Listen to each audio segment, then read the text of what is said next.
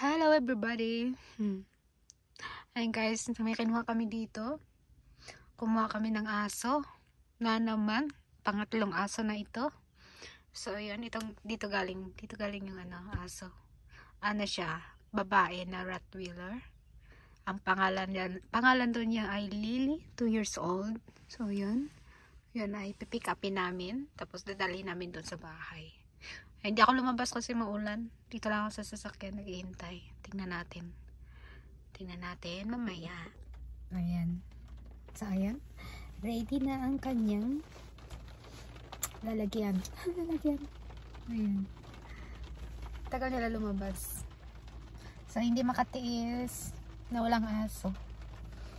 Kukuha kami ng aso. Ayan, naglilinis yung matanda. Sobrang maulan dito sa Australia guys. Halos araw-araw umuulan. May mga damo. Ang bilis nilang lumaki yung mga damo.